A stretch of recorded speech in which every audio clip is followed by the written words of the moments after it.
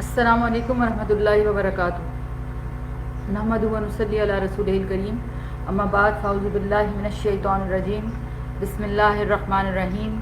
رب اشرح لی صدری ویسر لی امری واحلل عقدۃ من لسانی یفقہوا قولی۔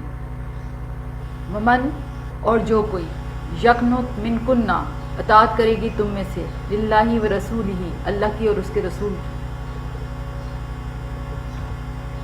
وتعمل صالحاً، اور وہ عمل کرے گی نیک، نؤتیہا، ہم دیں گے اسے، اجرہا مرتین، اجر اس کا دوبارہ یعنی دو بار، ڈبل، وآتدنا لہا رزقا کریما، اور تیار کر رکھا ہے ہم نے اس کے لیے رزق بعزت عمدہ۔ یہ جو آیت ہے یہ خاص سورہ احزاب کے حوالے سے کہ یہ رسول اللہ صلی اللہ علیہ وسلم کی جو بیویاں تھیں، یعنی ہماری جو مائیں تھیں، ازواج المطہرات جو تھیں، ان کے بارے میں آتا ہے کہ یعنی اللہ تعالیٰ نے ان کو یہاں پر چوائس کا حکم دیا کہ اگر وہ یہ دنیا چاہتی ہیں تو پھر وہ فیصلہ کر لیں گے، یعنی ایک طرف اللہ اور رسول ہیں اور دوسری طرف یہ کہ دنیا کی چاہتے ہیں اور دنیا کی زندگی ہیں۔ اور یہاں پر ازواج مطہرات سے ہی خطاب کیا ہے جو پیچھے سے کنٹینیوڈ ہے کہ اگر ان سے کوئی غلطی سرزد ہو جائے تو اس کی سزا بھی بڑی ہے، کیونکہ جو مقربین ہوتے ہیں ان کی حسنات بھی بعض اوقات سیئات شمار ہوتی ہیں، کیونکہ ان کا درجہ اور مقام بڑا ہوتا ہے، اور اسی طرح ان سے کوئی نیکی سرزد ہو گئی تو وہ بھی ملٹیپلائی ہو جائے گی، کیونکہ ایسے لوگوں کو عام طور پہ عام لوگ فالو کرتے ہیں اور ان کو دیکھ کر جو عمل کر رہے ہوتے ہیں اس کی وجہ سے ان کا اجر بھی بڑھتا جاتا ہے، اور چونکہ انہوں نے اس کے لیے قربانیاں دی ہوتی ہیں اس لیے ان کا اجر ڈیفینیٹلی زیادہ ہوگا۔ اللہ تعالیٰ فرماتے ہیں نبی صلی اللہ علیہ وسلم کی بیوی ہو، تم عام عورتوں کی طرح نہیں ہو، اگر تم اللہ سے ڈرتی ہو کسی نامحرم سے دبی زبان میں بات نہ کرو، یعنی نزاکت کے ساتھ بات نہ کرو، ورنہ جس شخص کے دل میں روگ ہے وہ کوئی غلط توقع لگا بیٹھے گا، لہٰذا سیدھی صاف بات کرو، معروف معقول بات کرو۔ اگرچہ یہ بات ازواج مطہرات سے کہی جا رہی ہے، لیکن ازواج مطہرات ہمارے لیے ایک رول ماڈل ہیں۔ ایک مسلمان خاتون کو مرد سے بات کرتے ہوئے ایک معروف اور باوقار انداز میں بات کرنی چاہیے، ایسے انداز میں لگی لپٹی باتیں نہیں کرنی چاہیے کہ جس سے دوسرا شخص کسی غلط فہمی کا شکار ہو جائے یا وہ عورت کی طرف مائل ہو جائے۔ اور پھر اس طرح یہ ہے کہ نامحرم عورتوں سے تنہائی میں بات کرنے کی بھی ممانعت ہے۔ علی بن ابی طالب رضی اللہ عنہ سے یہ روایت ہے، کہتے ہیں کہ آپ صلی اللہ علیہ وسلم نے خامندوں کی اجازت کے بغیر عورتوں سے گفتگو کرنے سے منع کیا، یعنی مردوں کو منع کر دیا کہ وہ عورتوں سے اس وقت تک ڈائریکٹ بات نہ کریں جب تک کہ ان کے خامند اجازت نہ دیں یا پسند نہ کریں۔ اور یہاں یہ بھی بات کی گئی ہے فلا تخضعن بالقول، تو اس کا مطلب یہ نہیں کہ آرام سے بات نہیں کرنی یا معقول طریقے سے بات نہیں کرنی۔ کئی لوگ اس سے یہ سمجھ لیتے ہیں کہ سخت لہجے اور بدکلامی سے مردوں سے بات کریں، یہ نہیں ہے، یعنی جب نرم لہجہ اور نزاکت سے بات کرنے سے منع گیا ہے تو اس بات کو سمجھنے کی ضرورت ہے کہ بات معروف ہو، باوقار ہو، ٹھہرا ہوا انداز ہو، اور ایسا سٹائل نہ ہو کہ اس سے کوئی دوسرا مطلب لے لیں۔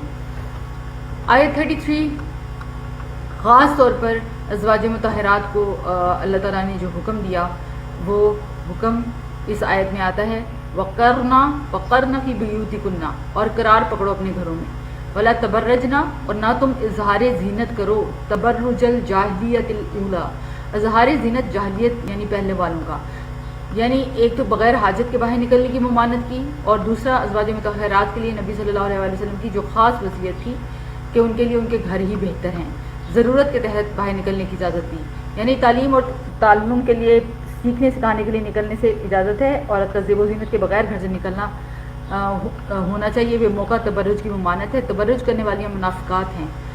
رسول اللہ صلی اللہ علیہ وسلم نے فرمایا تمہاری بدترین عورتیں وہ ہیں جو اپنی زیب و زینت کی نمائش کرنے والی اور اکڑ کر چلنے والی ہیں، اور یہی عورتیں منافق ہیں، استغفر اللہ۔ یعنی اللہ کے نبی کی حدیث، یعنی کہ اگر کوئی ایسا کرتی ہیں یعنی اپنی زیب و زینت کو شو کرتی ہیں تو وہ منافقت کے بھی درجے پر پوری اترتی ہیں۔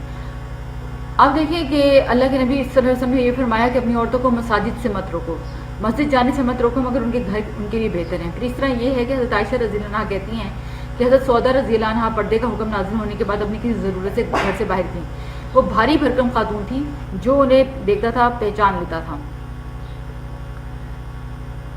وہ کسی سے چھپ نہیں سکتی تھی، یعنی بعض لوگوں کا ایسا گیٹ اپ ہوتا ہے، یعنی ایسا ان کا فزیک یا اسٹرکچر ہوتا ہے، تو حضرت عمر رضی اللہ عنہ نے ان کو دیکھ لیا، کہا ہے سودا رضی اللہ عنہ اللہ کی قسم آپ اپنے آپ کو ہم سے چھپا نہیں سکتی، مطلب آپ کس طرح باہر نکلتی ہیں۔ سودا رضی اللہ عنہ یہ سن کر الٹے پاؤں گھر گئی، جبکہ آپ صلی اللہ علیہ وسلم اس وقت حضرت عائشہ کے حجرے میں رات کا کھانا کھا رہے تھے، آپ کے ہاتھ میں اس وقت ایک گوشت کی ہڈی تھی۔ سودا رضی اللہ عنہ داخل ہوئی، کہا ہے اللہ کے رسول صلی اللہ علیہ وسلم میں کسی کام سے گھر سے باہر گئی تھی اور عمر رضی اللہ عنہ نے مجھے ایسی اور ایسی بات کہی، تو اسی وقت آپ پر وحی کا نزول شروع ہو گیا. تھوڑی ہی دیر بعد یہ کیفیت ختم ہو گئی. اس وقت ہڈی آپ کے ہاتھ میں ہی تھی، آپ نے اس کو رکھا نہیں تھا. تو اللہ تعالیٰ نے آپ سے فرمایا کہ ان عورتوں کو، یعنی جو قضاء حاجت کے لیے یا اپنی ضروریات پوری کرنے کے لیے باہر جانے کی ان کو اجازت دی. یعنی عورت اپنی ضرورت پوری کرنے کے لیے کسی کام کے لیے گھر سے باہر جا سکتی ہے، لیکن بلا وجہ گھر سے باہر رہنا، زیادہ دیر گھر سے باہر رہنا اور اپنی بنیادی ذمہ داریوں کو نظر انداز کرنا، یہ درست نہیں ہے. اس طرح تعلیم اور تعلم کے لیے بھی، سیکھنے سکھانے کے لیے بھی عورت نکل سکتی ہے. ابو سعید رضی اللہ عنہ سے مروی ہے کہ ایک عورت رسول اللہ صلی اللہ علیہ وسلم کی خدمت میں حاضر ہوئی اور کہا، یا رسول اللہ، آپ کی تمام احادیث مرد لے گئے، ہمارے لیے بھی اپنی طرف سے کوئی دن مخصوص کریں جس میں ہم آپ کے پاس آئیں اور آپ ہمیں تعلیمات دیں جو اللہ نے آپ کو سکھائی ہیں. تو نبی صلی اللہ علیہ وسلم نے فرمایا، فلاں فلاں دن فلاں فلاں جگہ پر جمع ہو جاؤ. چنانچہ وہ عورتیں جمع ہوئیں اور آپ صلی اللہ علیہ وسلم ان کے پاس آئے اور انہیں وہ سکھایا جو اللہ نے آپ کو سکھایا تھا. اس سے اور دوسری جگہ جو اللہ تعالیٰ نے یہ فرمایا کہ یہ ولا تبرجنا تبرج الجاہلیت الاولیٰ، یعنی دور جہالیت جیسا زیب و زینت نہ دکھاؤ. یہ تبرج کا لفظ بروج سے نکلا ہے. بروج کہتے ہیں اپنے آپ کو نمایاں کرنا. حضرت ابو ہریرہ رضی اللہ عنہ سے مروی ہے کہ رسول اللہ صلی اللہ علیہ وسلم نے فرمایا، اللہ کی بندیوں کو اللہ کی مسجدوں سے مت روکو، لیکن انہیں چاہیے کہ زیب و زینت کر کے نہ نکلیں.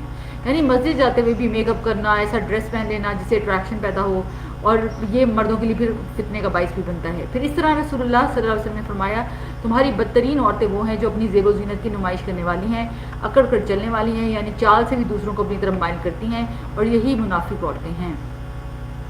اور یہ چونکہ دور جاہلیت میں عورتیں ایسا ہی کام کرتی تھی، زیب و زینت کو ظاہر کرتی تھی، اور جس کو ہم آج ماڈرنزم کہتے ہیں، اللہ اس کو دور جاہلیت کی روایات کہتے ہیں. اور ایک اور بات ہے، مرد اور عورت کا انٹریکشن تو ختم نہیں کیا جا سکتا، لیکن حدود کے اندر ہونا چاہیے جس سے مسائل نہ پیدا ہوں، گھروں کے اندر بے چینی نہ ہو.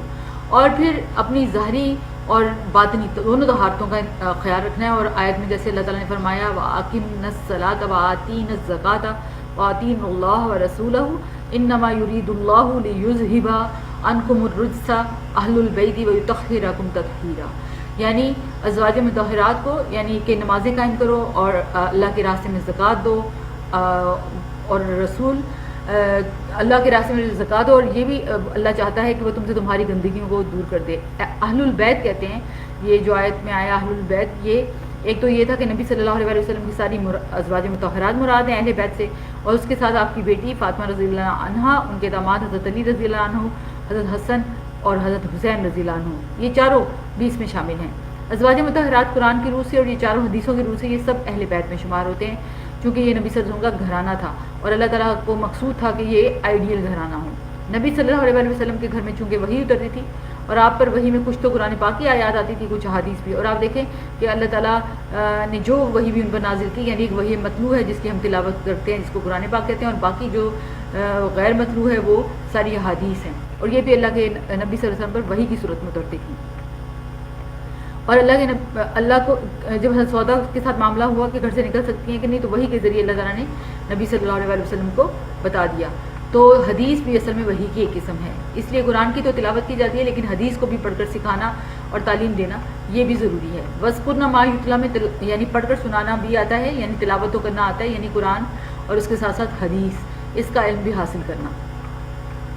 تو گھروں میں جو تعلیم کا سلسلہ جاری ہوتا ہے اس کو ہمیشہ یاد رکھیں، یعنی کہ یہ جو ہے وذکرنا، اس کے معنی میں یہ ساری ایکسپلینیشن آتی ہے. اور آپ دیکھیں کہ نبی صلی اللہ علیہ وسلم کی بیویوں میں سے حضرت عائشہ رضی اللہ عنہا کی روایات 2000 کے قریب ہیں، اور حضرت ام سلمہ کے بارے میں آتا ہے کہ ان کے فتاوی اتنے زیادہ تھے کہ ابن قیم کہتے تھے کہ ان کی ایک پوری کتاب مرتب ہو سکتی ہے. اس لیے عورتوں کو بھی چاہیے کہ وہ اپنے زیب و زینت اور اپنے آپ کی نمائش کرنے کی بجائے اصل کیا ہے کہ وہ علم کی طرف آئیں، علم میں چرچا کریں، علم میں آگے بڑھیں، سیکھیں اور سکھائیں. اصل میں اپنے آپ کو نہیں مارکیٹنگ نہیں کرنی ہے. عورت نے اپنے یہ ساری چیزیں جو ہیں یہ ناپسندیدہ تو ہیں ہی ہیں، لیکن یہ جاہلیت سے تعلق رکھتی ہے. حقیقت یہ ہے کہ جو قدر انسان کی تعلیم کے ذریعے سے ہوتی ہے نا، وہ صرف علم کے ذریعے ہو سکتی ہے، اور وہی اس کے خوبصورت لگنے کے لیے ہوتی ہے. اس لیے جتنا بھی آپ حسین ہوں اس سے وہ فرق نہیں پڑتا جو ویلیویبل آپ پڑھائی اور علم سے ہوتے ہیں. اور اگلی آیت میں مسلمان مردوں اور عورتوں کی کچھ اور صفات کا ذکر کیا گیا. کہ ایک دفعہ صحابیہ آئیں، صحابیہ رضی اللہ عنہ نے نبی صلی اللہ علیہ وسلم نے کہا، کیا بات ہے کہ قرآن میں مردوں کا ذکر ہے عورتوں کا نہیں؟ تو عورتوں کی تسلی کے لیے اللہ نے عورتوں کے ساتھ ساتھ ایک یہ آیت بھی نازل کی جس میں اللہ تعالیٰ نے نیک مرد، نیک عورتیں، صدقہ دینے والے مرد، صدقہ دینے والی عورتیں، جیسے آیت نمبر 35 میں بتایا، اس میں ساری صفات کا احاطہ کیا گیا. اور مردوں کے ساتھ عورتوں کا بھی ذکر کیا گیا، کیونکہ اسلام میں جو بھی حکم آتا ہے یا ایھا الذین آمنوا کہہ کے یا ایھا الناس کہہ کے، تو اس میں مرد اور عورت دونوں کے لیے ایک ہی حکم ہے، لیکن عورتوں کے لیے کچھ حیا کے لحاظ سے انسٹرکشنز زیادہ بھی ہیں اور ڈفرینٹ بھی ہیں۔ اور پھر اس میں کچھ اخلاقی ٹریٹ بھی، یعنی حسن اخلاق سے متعلق بھی چیزیں ہیں، سچ ہے، صبر ہے اور انکساری ہے، صدقہ کرنا ہے، روزہ رکھنا ہے اور اپنی شرمگاہوں کی حفاظت یعنی حیا اور شرم سے کام لینا۔ یہ ساری چیزیں ذکر کرنے کے بعد جو آخری کوالٹی کا ذکر ہوا، کثرت سے اللہ کا ذکر کرنے والے مرد اور عورتیں، یعنی ایک عورت یا ایک مرد جو ہے اگر وہ عبادت گزار بھی ہیں، اطاعت گزار بھی ہیں، شرم و حیا والے بھی ہیں، تو ہو سکتا ہے وہ برابر ہوں، لیکن جو ذکر زیادہ کرے گا اس کا درجہ بڑھ جائے گا۔ تو اس سے یہ بھی پتہ چلتا ہے کہ نبی صلی اللہ علیہ وسلم نے فرمایا مفردون سبقت لے گئے، آگے بڑھ گئے۔ صحابہ نے پوچھا اللہ کے رسول مفردون کون ہیں؟ آپ نے فرمایا کثرت سے اللہ کا ذکر کرنے والے مرد اور ذکر کرنے والی عورتیں۔ ایک اور روایت میں آتا ہے کہ جو اللہ کے ذکر میں مشغول رہتے ہیں، یعنی وہ لوگ جو نمازوں کے بعد ذکر کرتے ہیں، صبح اور شام کے اذکار کرتے ہیں، بستر پر جا کر اذکار کرتے ہیں، نیند سے جا کر اللہ کا ذکر کرتے ہیں، اپنے گھر سے نکلتے ہیں تو ذکر کرتے ہیں، کھانا کھاتے ہیں تو اللہ کا ذکر کرتے ہیں، واش روم جاتے ہیں تو اللہ کا ذکر کرتے ہیں، یعنی کوئی ایسا لمحہ نہیں کہ وہ اللہ کو یاد نہ کریں، تو اللہ کے ذکر سے بھی انسان کو بخشش مل جاتی ہے۔ رسول اللہ صلی اللہ علیہ وسلم نے فرمایا جب کوئی جماعت اکٹھی ہو کر اللہ کا ذکر کرتی ہے اور اس سے اس کا مقصد صرف اللہ کا چہرہ دیکھنا ہوتا ہے، تو آسمان سے ایک منادی آواز لگاتا ہے کہ تم اس حال میں کھڑے ہوئے ہو کہ تمہارے گناہ معاف ہو چکے ہیں، یعنی تحقیق تمہارے گناہ نیکیوں میں بدل گئے ہیں۔ تو یہ جماعت اکٹھی ہو کر جیسے آپ لوگ یعنی جیسے ہم لوگ یہ سارے اکٹھے ہو کر اس وقت قرآن کو سیکھ رہے ہیں، یہ بہترین ذکر ہے، اور اللہ تعالیٰ ایسی مجلسوں کو سب کے سب کو بھی معاف فرما دیتے ہیں۔ آیت 36 میں مومن مرد اور عورت کی جو بات کی گئی ہے اس میں ایمان کے تقاضا یہ ہے کہ اللہ اور رسول کے فیصلوں پر لبیک کہا جائے، اس میں کسی قسم کی کوئی گھٹن محسوس نہ کی جائے، کیونکہ اسلام کا تقاضا یہی ہے کہ انسان اپنے معاملات میں اور خاص طور پر جھگڑوں میں صرف اور صرف اللہ کی بات مانے اور رسول کی طرف رجوع کرے۔ عبداللہ بن رواحہ سے روایت ہے کہ رسول اللہ صلی اللہ علیہ وسلم ایک سفر پہ گئے تھے تو آپ نے ان سے فرمایا تھا ابن رواحہ نیچے اترو اور سواریوں کو دوڑاؤ، تو انہوں نے کہا اللہ کے رسول میں یہ کام چھوڑ چکا ہوں۔ یہ سن کر حضرت عمر رضی اللہ عنہ نے کہا سنو اور اللہ کی اور اطاعت کرو، اللہ کے رسول صلی اللہ علیہ وسلم نے ایک بات فرمائی ہے تو تمہیں کرنی ہے۔ یہ کیا بات ہوئی کہ میں چھوڑ چکا ہوں؟ تو ابن رواحہ نے اپنے آپ کو نیچے گرا دیا، یعنی سواری سے فوراً چھلانگ لگا دی اور کہا اے اللہ اگر تو نہ ہوتا تو ہم ہدایت نہ پاتے، نہ ہم صدقہ کرتے، نہ ہی ہم نماز پڑھتے، ہم پر سکینت نازل کر دے اور جب دشمنوں سے آمنا سامنا ہو تو ہمیں ثابت قدمی دے، یعنی فوراً ہی آپ اطاعت کے لیے دوڑ پڑے۔ اصل میں اس آیت کا ایک پس منظر ہے، اور وہ پس منظر کیا ہے کہ حضرت زید بن حارثہ، جیسے ہمیں پتہ ہے زید رضی اللہ عنہ وہ نبی صلی اللہ علیہ وسلم کے آزاد کردہ غلام بھی تھے اور آپ نے ان کو بیٹا بھی بنایا ہوا تھا، اور ان میں بہت زبردست خوبیاں تھیں۔ نبی صلی اللہ علیہ وسلم حضرت زید سے بہت محبت کرتے تھے، اور جب ان کی شادی کا وقت آیا تو آپ نے ان کی شادی اپنی پھوپھی کی بیٹی حضرت زینب رضی اللہ عنہ سے کروائی، اور حضرت زینب بھی چونکہ عربوں میں سے تھی، ان کے ہاں حسب و نسب کا بہت احساس ہوتا تھا۔ حضرت زید بھی عرب تھے لیکن چونکہ غلامی گزاری تھی تو ان کے دل میں تھوڑی سی گھٹن حضرت زینب کی یہ ہوتی تھی، لیکن جب نبی صلی اللہ علیہ وسلم نے حکم دیا تو اس حکم کو مان لیا، مگر ایک تردد کے بعد۔ تو اس پر یہ آیت اتری کہ مومنوں کو اللہ اور اس کے رسول کا حکم مانتے ہوئے دل میں کوئی تردد نہیں ہونا چاہیے، یعنی تنگی نہیں آنی چاہیے۔ جب ہم اللہ کی حکم کو سنیں تو سر تسلیم خم کر دیں، اور ہمارا طرز عمل ایسا ہی ہونا چاہیے، کیونکہ جو ہی کوئی حکم آئے ہم تعویلیں نہ پیش کریں، بلکہ آپ دیکھیں جیسے اس کی مثال ایسی ہے کہ کوئی بیمار ہوتا ہے اور جب وہ بیماری کی وجہ سے ڈاکٹر سے کہتے ہیں نہیں اس کو ڈرپ لگے گی یا ٹیکہ لگے گا، یا جیسے آپ دیکھیں جیسے پیشنٹس ہوتے ہیں کینسر کے، ان کو کیمو تھراپی ہوتی ہے، ریڈیو تھراپی ہوتی ہے، لیکن وہ کیوں کروا لیتے ہیں کہ ہم تاکہ ٹھیک ہو جائیں، تو لائف کی کوالٹی بہتر ہو جاتی ہے، تو اس لیے وہ صبر، تکلیف، درد یا وہ جو کڑواہٹ ہے دوائی کی وہ ہم برداشت کر لیتے ہیں۔ تو اسی طرح اللہ کے احکامات میں بھی یہ نہیں دل کو تنگ کرنا چاہیے کہ یہ حکم کیوں ہے، یا کوئی آپ اس کا کوئی اور دلیل یا کوئی اور چیزیں ڈھونڈیں، بلکہ اطاعت کریں، کیونکہ اس کے بعد پھل بہت زیادہ ہے، بہت کچھ ملتا ہے۔ اور جب اس طرح اللہ کی بات مانی جاتی ہے اور کرتے کرتے ہی پریکٹس کرنا شروع کریں نا تو پھر اللہ کی بات ماننی بھی آسان ہو جاتی ہے۔ آپ دیکھیں ایک رویہ ہوتا ہے ماننے والا اور ایک ہوتا ہے نہ ماننے والا۔ اگر آپ ہر کام پر نہ فنا کریں تو دنیا کا کوئی کام بھی آسان نہیں، لیکن اگر آپ فوراً اس کام کو سنیں، سمجھیں اور کرنے کی کوشش کریں تو انشاءاللہ اللہ بھی مدد فرماتے ہیں۔ تو جب آپ اس شخص کو جس پر اللہ نے بھی احسان کیا، یعنی حضرت زید کا واقعہ ساتھ ساتھ بیان کر رہے تھے کہ اب حضرت زید اور زینب کی شادی رضی اللہ عنہ کی شادی ہو گئی، لیکن ان دونوں کی نبھ نہیں رہی تھی کیونکہ دونوں کے مزاج میں بہت فرق تھا۔ دونوں ہی نیک تھے، لیکن مسئلہ کیا تھا کہ آپس میں دل نہیں ملے، اور دل نہیں ملے تو اللہ تعالیٰ نے مطلب یہ پھر کیونکہ اللہ تعالیٰ نے بھی اپنا حکم وہ کرنا تھا، کیونکہ ہوتا یہی ہے کہ وہاں پر حضرت زید کو انہوں نے بیٹا بنایا ہوا تھا، اور اللہ تعالیٰ نے نبی صلی اللہ علیہ وسلم کو یہ بتایا ہوا تھا کہ اس کے بعد یہ آپ سے شادی ہوگی۔ اب ان کی آپس میں بنتی نہیں تھی، تو یہ حضرت زید جو تھے وہ طلاق کا ارادہ رکھتے تھے، لیکن رسول اللہ صلی اللہ علیہ وسلم سے جب بات کرتے تھے تو وہ کہتے تھے نہیں ابھی ٹھہر جاؤ، مطلب گزارا کرو نا، کیونکہ نبی صلی اللہ علیہ وسلم کے دل میں خود بھی بہت اس چیز کا خوف آتا تھا کہ اگر ان سے یہ رخصت ہوگی تو مجھے شادی کرنی پڑے گی، اور اس وقت اڈاپٹیڈ بیٹا بالکل بیٹوں کی طرح وہ سمجھا جاتا تھا، اور اس کی متعلقہ سے یا اس کی بیوہ سے شادی کرنے کا تو تصور بھی جو تھا وہ بہت خطرناک تھا، تو ایک بہت بڑی یعنی پروپیگنڈا شروع ہو سکتا تھا، تو اس سے رسول اللہ علیہ وسلم کے دل میں یہ آتا تھا کہ یہ شادی نبھتی ہوئی۔ لیکن بہرحال حضرت زید رضی اللہ عنہ نے دیکھا کہ حالات درست نہیں ہیں، تو انہوں نے طلاق دینے کا ارادہ کر لیا، اور پھر یہ کہ اللہ تعالیٰ نے جو ہی انہوں نے طلاق دی، اللہ تعالیٰ نے رسول اللہ صلی اللہ علیہ وسلم کا نکاح یعنی فرمایا کہ ہو گیا ہے، اور پھر وہ ان کے رشتہ ازدواج میں آ گئی۔ تو اس سے کچھ چیزیں پتہ چلتی ہیں کہ اگر انسان کے اندر کسی ایسے عمل سے کوئی نیچرل سا خوف ہوتا بھی ہے، لیکن اللہ کے حکم کے آگے وہ نہیں بڑھنا چاہیے، ہونا یہ چاہیے جو ہی حکم آ گیا اس کو اوور پاور نہیں کرنا چاہیے اس دل کے ڈر کو، بلکہ اطاعت میں آگے بڑھ جانا چاہیے۔ اور اللہ تعالیٰ نے پھر کیا کیا تھا، خود نکاح کر دیا، یعنی جب آپ صلی اللہ علیہ وسلم نے میسج بھیجا حضرت زینب کو تو انہوں نے کہا میں اس کا فیصلہ نہیں کروں گی جب تک استخارہ نہ کروں، اور جب استخارہ کرنے لگی تو نبی صلی اللہ علیہ وسلم کو اللہ تعالیٰ نے وحی کے ذریعے حکم دیا کہ آپ کا نکاح مجھ سے کر دیا گیا، یعنی اللہ تعالیٰ نے خود کر دیا، آپ صلی اللہ علیہ وسلم بغیر اجازت اندر تشریف لائے۔ اور اللہ تعالیٰ نے ایسا کیوں کیا تھا؟ تاکہ مومنوں پر ان کے منہ بولے بیٹوں کی بیویوں کے بارے میں کوئی تنگی نہ رہے، جبکہ وہ ان سے حاجت پوری کر چکے ہوں، اور اللہ کا حکم پورا کرنا اصل میں زیادہ ضروری ہے۔ یہ نکاح جو ہے حضرت زید رضی اللہ عنہ کے طلاق دینے کے بعد ہوا تھا، اور عدت پوری کرنے کے بعد ہوا تھا، یعنی نبی صلی اللہ علیہ وسلم کو اس بات پر مطمئن ہونا چاہیے، یعنی آپ صلی اللہ علیہ وسلم کا کوئی حقیقی بیٹا آپ کی زندگی میں باقی نہیں رہا تھا۔ پہلے آپ کے 3 بیٹے تھے، قاسم، طاہر اور طیب، لیکن وہ سب چھوٹے ہی فوت ہو گئے۔ پھر ابراہیم پیدا ہوئے جو ماریہ قبطیہ سے تھے، وہ بھی آپ کی زندگی میں فوت ہو چکے تھے، لہٰذا آپ کا کوئی بھی حقیقی بیٹا نہیں تھا اور جس کی طرف اشارہ کیا جا رہا ہو، یعنی آپ کے بعد اب کوئی اور نبی نہیں آئے گا۔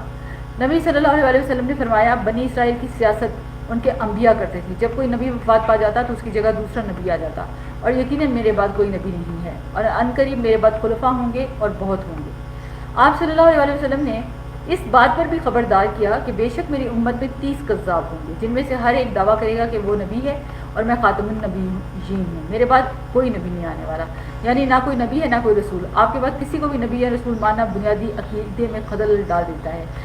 اللہ کا شکر ادا کرنا چاہیے اور اس کا ذکر کرنا چاہیے، اور نمازیں اور زکوٰۃ اس میں اللہ کے ذریعے سے اللہ کا قرب حاصل کرنے کی کوشش کرنی چاہیے، جس میں انسان کی زبان بھی، اصل میں نماز بہترین ذکر کیوں کہا جاتا ہے؟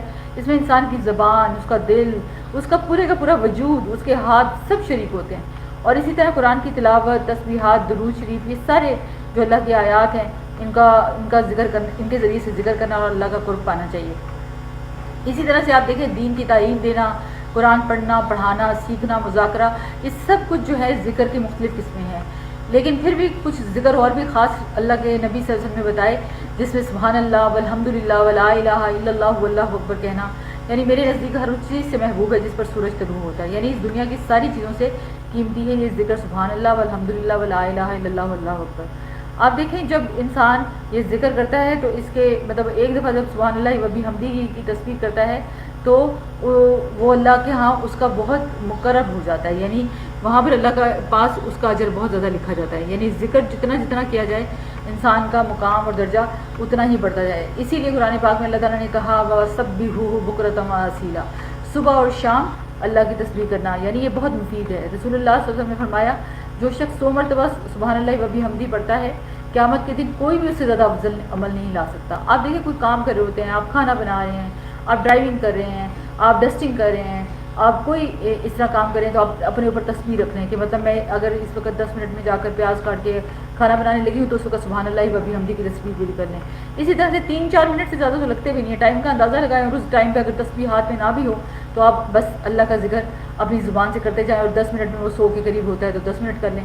اور اسی طرح پھر درود شریف کی جو ہے وہ بھی اسی طرح استغفار کی تسبیح، اسی طرح سے لا الہ الا اللہ وحدہ لا شریک لہ کی، مطلب اپنے لیے ٹائم میں کچھ ٹائم سلاٹس اپنے لیے، یہ نہیں ہے کہ روزانہ ایک ہی ٹائم ایک طرح کا ذکر بدعت کی طرح نہیں، مطلب اپنے لیے چیزیں اور ٹارگیٹس بنانے چاہیے، کیونکہ ٹارگیٹس بنانے سے اچیو ہونا آسان ہوتا ہے اور خوشی بھی ہوتی ہے۔ اور اللہ تعالیٰ نے یہاں پر مومنوں کو جو اچھے اچھے احکامات دیے ہیں تاکہ وہ اپنی زندگی کی مشکلات سے بچ سکیں. اور پھر اللہ تعالیٰ نے یہ بھی فرمایا کہ اللہ کی ملاقات بھی اللہ تعالیٰ بندوں سے اپنے سلام کے ساتھ کریں گے. نبی صلی اللہ علیہ وسلم کی جو صفات تھی وہ تورات میں بھی بیان کی گئی تھی اور خوشخبری بھی بتائی گئی تھی کہ آپ سارے جہان والوں کے لیے باعث رحمت ہیں. آپ صلی اللہ علیہ وسلم نے ایک خوشخبری سنائی کہ لوگوں خوش ہو جاؤ اور اپنے پچھلوں یعنی بعد میں آنے والوں کو بھی خوشخبری سنا دو کہ جس نے سچے دل سے گواہی دی کہ اللہ کے سوا کوئی الہ نہیں تو وہ جنت میں داخل ہوگا. اسی طرح ایک اور موقع پر آپ صلی اللہ علیہ وسلم نے فرمایا خوش ہو جاؤ جس نے 5 نمازیں پڑھی کبیرہ گناہوں سے بچا وہ جنت کے جس دروازے سے چاہے داخل ہو جائے. اور کبیرہ گناہ یہ ہیں والدین کی نافرمانی، اللہ کے ساتھ شرک کرنا، جان کا قتل کرنا، پاک دامن عورتوں پر تہمت لگانا، یتیم کا مال کھانا اور جنگ سے بھاگنا اور سود کھانا. نبی صلی اللہ علیہ وسلم نے انذار بھی کیا، لوگوں کو ڈرایا بھی، خبردار بھی کیا اور ان کو مختلف گناہوں کی مختلف سزائیں بھی بتائیں. آپ صلی اللہ علیہ وسلم کو لوگوں کو اللہ کی طرف بلاتے تھے.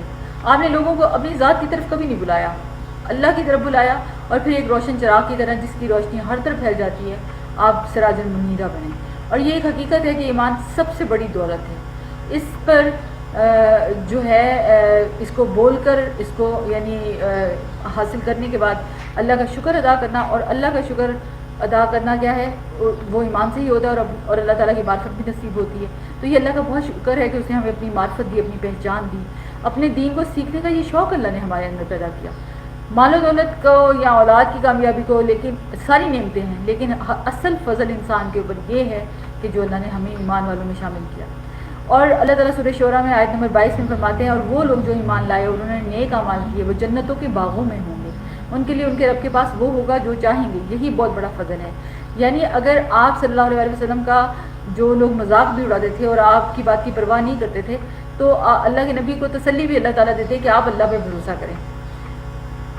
آپ دیکھیں کہ آپ صلی اللہ علیہ وسلم کے جتنے بھی کام تھے آپ کی نبوت کی ذمہ داریوں کے اعتبار سے یہ بھی ضروری تھا کہ آپ کی جو شادیوں کا حکم ہے، یعنی ویسے تو ایک مرد 4 شادیاں کر سکتا ہے لیکن نبی صلی اللہ علیہ وسلم کی شادیاں روایات سے پتہ چلتا ہے کہ 11 ہوں گی اور کچھ سے یہ بھی پتہ چلتا ہے 13. لیکن آپ کی شادیوں کی بڑی حکمتیں ہیں. اگر آپ جب انشاءاللہ سیرت پڑھیں گے قرآن کے ساتھ ساتھ تو آپ کو پتہ چلے گا نبی صلی اللہ علیہ وسلم نے جو شادیاں بھی کی اس کے پیچھے کوئی نہ کوئی حکمت تھی.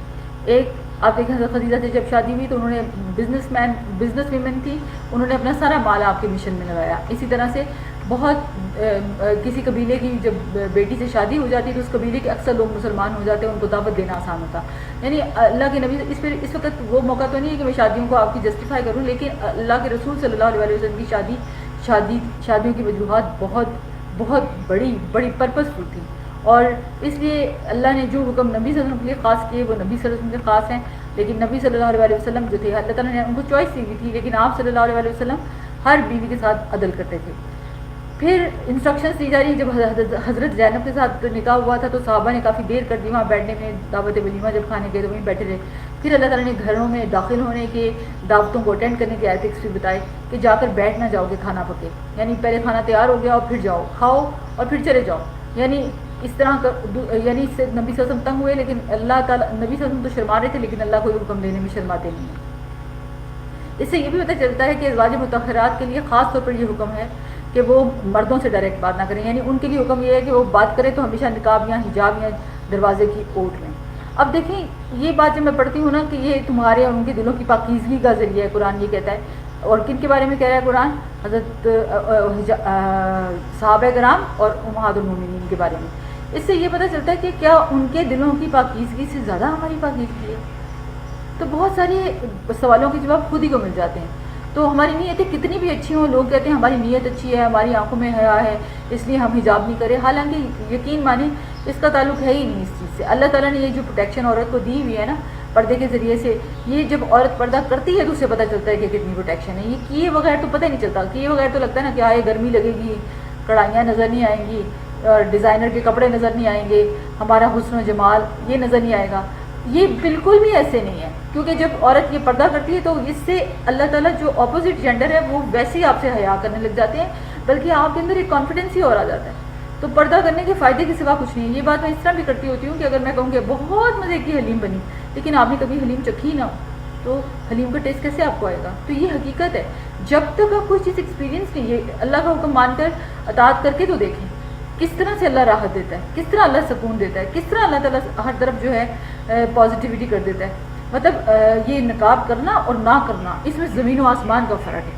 اور جب یہ آپ کر لیتے ہیں تو سب سے بڑی چیز جو میں نے دیکھی ہے پردہ کرنے اور نقاب کرنے میں, کہ جب آپ غیر محرم سے اپنے آپ کو بچاتے ہیں تو آپ اپنی شوہر کی نظر میں نہ صرف عزت بلکہ اس کی محبت کے بھی زیادہ حقدار ہو جاتے ہیں. اور یہ ریالٹی ہے, جب آپ دوسرے غیر مردوں کی نگاہ کا نشانہ نہیں بنے, آپ امپیور نہیں ہوئے, تو کیا آپ کا خیال ہے کہ آپ کا اللہ آپ کو اس کا بدلہ نہیں دے گا؟ وہ تو بدلے ہمیں اللہ سے آخرت میں چاہیے کہ اللہ ہم سے راضی ہو. لیکن دنیا میں بھی میں نے دیکھا ہے کہ شوہروں کے دل میں عورت کی, بیوی کی عزت قدر, اور بیویاں اتنے ویٹ کم کر کے پتلی دبلی اسمارٹ ہو کے بیٹھی ہوتی ہیں اور مرد گاڑی میں پچھلی والی عورت کو دیکھ رہا ہوتا ہے. تو یہ چیزیں یہ سوچیں, یہ کچھ راستے اور ہیں, ہم کچھ اور طرح سوچ رہے ہوتے ہیں. جب ہم اللہ کی اطاعت کرتے ہیں تو ہم شوہر کے بھی محبوب ہوتے ہیں, کیونکہ اللہ ہی تو ہے جس کے دل میں میرے شوہر کا بھی ہاتھ میں, جس کے میرے شوہر کا بھی دل ہے اور میرا بھی ہے, تو وہ تو جس طرح چاہے چیزوں کو کر دے. چیزوں کی قدردانی بھی اللہ ہی کراتے ہیں. تو جو چیزیں لوگوں سے چھپ سکتی ہیں لیکن اللہ سے نہیں چھپ سکتی, اور یہ آیات اصل میں پردے کے احکامات جب اترے تھے اس وقت اللہ نے نازل کی تھی. حضرت انس رضی اللہ عنہ بیان کرتے ہیں کہ میں نبی صلی اللہ علیہ وسلم کا خادم تھا, بغیر اجازت طلب کیے گھر میں آتا جاتا تھا. تو ایک دن میں آیا تو آپ نے فرمایا بیٹے ٹھہر جاؤ, تمہارے بعد ایک آیت نازل ہوئی, اب بغیر اجازت اندر نہ آیا کرو. پھر اسی طرح تنہا عورتوں کے پاس جانے کی بھی ممانعت ہے, یعنی ایک مرد اور ایک عورت کمرے میں دروازہ بند کر کے اکیلے ہوں, یہ بھی اسلامی لحاظ سے حرام ہے. رسول اللہ صلی اللہ علیہ وسلم نے فرمایا عورتوں کے پاس جانے سے بچتے رہو. اس پر انصار کے ایک صحابی نے عرض کیا, یا رسول اللہ دیور کے متعلق آپ کی کیا رائے ہے, یعنی گھر میں اگر دیور اکیلا ہے تو آپ نے فرمایا دیور تو ہلاکت ہے, یعنی اگر اس گھر کے اندر وہ ہے اور شوہر سارے گھر والے باہر ہیں پھر تو خرابی کا اور بھی زیادہ اندیشہ ہے, کیونکہ شیطان وسوسے ڈالتا ہے. اور ان وسوسوں سے بچنے کا ذریعہ بھی یہی ہے کہ اللہ تعالیٰ نے ان کہا ہے کہ لمٹس کو کراس بھی نہ کرو. جب ایک مرد اور عورت, ایک لڑکی اور ایک لڑکا دروازہ بند کر کے کمرے میں بیٹھے ہیں اور کوئی کام کر رہے ہیں تو دوسروں کی نگاہیں ٹوٹ جاتی ہیں نا, یہ اندر کیا ہو رہا ہے, ان کے دلوں میں بھی شیطان آ جاتا ہے. آپ کچھ بھی نہ کر رہے ہوں لیکن خیالات ایسے شیطان فوراً ڈال دیتا ہے. اس لیے فرمایا کہ دلوں کی پاکیزگی اور ان کے اپنے دل کی پاکیزگی اور دوسروں کے دلوں کی پاکیزگی کے لیے یہ ضروری ہے تاکہ تم کسی فتنے میں نہ پڑو اور ایسا غلط کام نہ کریں جسے دوسرے لوگ آپ کے بارے میں بدگمانی کریں. یعنی میں اکثر سوچتی ہوتی ہوں, اب یونیورسٹی میں کئی دفعہ ہوتا ہے کہ میں دیکھتے ہیں نا اسٹوڈنٹس کو, تو ایک دن ایک اسٹوڈنٹ مطلب لڑکا لڑکی ایک دوسرے کا ہاتھ پکڑ رہے تھے, تو بعد میں ٹیچر بتا رہی تھی کہ میں نے پوچھا دوست نے کہا کہ ہم بہن بھائی ہیں. پر یہ باہر بہن بھائی کا ہاتھ پکڑنے کی کیا ضرورت ہے, دوسرا نہیں جانتا کہ آپ بہن بھائی ہیں, یا اس کے دل میں شیطان کس طرح کے وسوسے ڈال سکتا ہے. تو اس قسم کی چیزوں سے بھی بچنا چاہیے. تو اللہ تعالیٰ نے منع شوہر اور بیوی کا رشتہ کیسا بنایا, تو یہ کہا ہے کہ باہر جا کے ایکسپوز ہو جاؤ, نہیں ایسے نہیں ہے. ہر جگہ ہر چیز کے ایتھکس ہوتے ہیں, ویلیوز ہوتی ہیں. اگر اللہ تعالیٰ نے حکم دیا ہے کہ اپنے آپ کو چھپاؤ عورت کو, تو اس میں عورت کو فائدہ ہے. واتقین اللہ, یہ جو اللہ نے فرمایا کہ اللہ ہر چیز کو, یا خاص طور پہ عورتوں کو حکم دیا کہ تقوی اختیار کرو, اللہ سے ڈر کر غلط کام اور غلط طریقے چھوڑ دو, معروف طریقے سے کام کرو, اور مرد اور عورت کا انٹریکشن وقلنا قولا معروفا ایک بھلے طریقے سے ہونا چاہیے, چھپا ہوا نہیں, ہنسی مذاق اور کھیل تماشا نہیں. اب یہ دیکھیں آج کل مطلب منگنیاں ہو کے لڑکے لڑکیاں مل رہے ہیں, باتیں کر رہے ہیں, یہ اصل میں اللہ کو پسند نہیں ہے. جب حلال رشتہ بن جائے اس کے بعد شوہر بیوی ہیں, اور ان چیزوں کو ہمیں پوری طرح سے پریکاشنس کے ساتھ. آج کل تو مطلب موبائل فون ایک ایسی چیز ہے, پہلے تو یہ ہوتا تھا کوئی لڑکا کسی لڑکی سے ملے گا تو وہ ملے گا, اب تو ملنے کے لیے موبائل فون ہی کافی ہے. پھر آپ کا اپنا تقویٰ ہوگا تو آپ اپنے آپ کو بچا سکیں گے اللہ تعالیٰ کے تقوی کے ذریعے سے کہ بھئی ہم گناہوں سے بچیں. اب اگلی آیت جو ہے وہ درود اور سلام کے بارے میں آتی ہے. رسول اللہ صلی اللہ علیہ وسلم نے جو کے اوپر درود بھیجنا اور اس کی اہمیت کے لحاظ سے جو ہے یہ بات سمجھنی چاہیے کہ آپ صلی اللہ علیہ وسلم کا جہاں بھی ذکر آتا ہے ہمیں آپ پر درود و سلام بھیجنا ہے. اس کے بارے میں قرآن پاک میں آیا, ان اللہ و ملائکتہ, بے شک اللہ اور اس کے فرشتے, یصلون علی النبی, صلات اور درود بھیجتے ہیں نبی پر. یا ایھا الذین آمنوا, اے لوگوں جو ایمان لائے ہو, صلوا علیہ, درود بھیجو آپ پر, وسلموا تسلیما, اور سلام بھیجو, خوب سلام بھیجنا. اب اللہ کا جو اللہ بھی درود بھیجتے ہیں, اس سے بات کیا ہے کہ اللہ فرشتوں میں آپ صلی اللہ علیہ وسلم کی تعریف فرماتے ہیں, اور فرشتے بھی درود بھیجتے ہیں, اور وہ آپ صلی اللہ علیہ وسلم کے بارے میں برکت کی دعائیں کرتے ہیں. اور آپ دیکھیں کہ نبی صلی اللہ علیہ وسلم کے جو ہم پر بے انتہا احسان ہیں, ان احسانوں کے بدلے جو ہے ہم نے ایک کام تو یہ کرنا ہے کہ نبی صلی اللہ علیہ وسلم کے مشن کو آگے بڑھانا ہے, یعنی اتباع رسول خود بھی کرنا ہے, دوسروں کو بھی اس طرف لگانا ہے, اور دوسرا نبی صلی اللہ علیہ وسلم پر درود بھیجنا ہے. اور درود ابراہیمی اللہ کے نبی سے صحابہ نے پوچھا یہ کون سا درود ہے؟ تو آپ نے فرمایا اللہم صلی علی محمد وعلی آل محمد کما صلیت علی ابراہیم وعلی آل ابراہیم انک حمید مجید، اللہم بارک علی محمد وعلی آل محمد کما بارکت علی ابراہیم وعلی آل ابراہیم انک حمید مجید۔ اور اس کے علاوہ بھی مسنون درود ہیں، اور وہ کیا ہیں؟ صلی اللہ علیہ وسلم، اللہم صلی علی محمد، اللہم صلی علی محمد وعلی آل محمد۔ اس کے علاوہ اللہم صلی وسلم علی نبینا محمد۔ ایک اور درود ہے پانچواں، صلی اللہ تعالی علی النبی الکریم وعلی خیر خلقہ محمد وعلی آلہ واصحابہ وازواجہ وذریتہ اجمعین۔ یہ مسنون درود ہیں۔ اور ابن قیم بیان کرتے ہیں کہ درود کے فضائل کے لحاظ سے کہ اللہ تعالیٰ کی اطاعت اور فرما برداری حاصل ہوتی ہے اس کے بدلے۔ درود پڑھنے میں فرشتوں کے عمل کے ساتھ مطابقت آتی ہے۔ ایک مرتبہ درود پڑھنے والے کو اللہ تعالیٰ کی جانب سے 10 رحمتیں عطا ہوتی ہیں۔ ایک مرتبہ درود پڑھنے سے 10 درجات بلند ہوتے ہیں۔ ایک مرتبہ درود پڑھنے سے نامہ اعمال میں 10 نیکیاں لکھی جاتی ہیں۔ ایک دفعہ پڑھنے سے 10 گناہ معاف ہوتے ہیں۔ درود سے آغاز کرنے سے دعا شرف اور قبولیت حاصل کرتی ہے، یعنی اگر شروع میں اللہ کی تسبیح اور پھر درود پڑھا جائے تو دعائیں قبول ہوتی ہیں۔ درود پڑھنے سے روز قیامت شفاعت رسول کی سعادت نصیب ہوگی۔ درود گناہوں کی مغفرت کا باعث ہے۔ درود انسان کے غم اور الم کا مداوا بن جاتا ہے۔ تنگ دست کے لیے درود صدقے کے قائم مقام ہے۔ درود انسانی ضروریات پوری ہونے کا بہترین ذریعہ ہے۔ درود پڑھنے والوں کو رحمت الہی اور فرشتوں کی دعائیں نصیب ہوتی ہیں۔ درود تزکیہ نفس کا باعث ہے۔ موت سے پہلے بندے کو جنت کی بشارت مل جانے کا سبب ہے۔ قیامت کی ہولناکیوں سے نجات مل جاتی ہے۔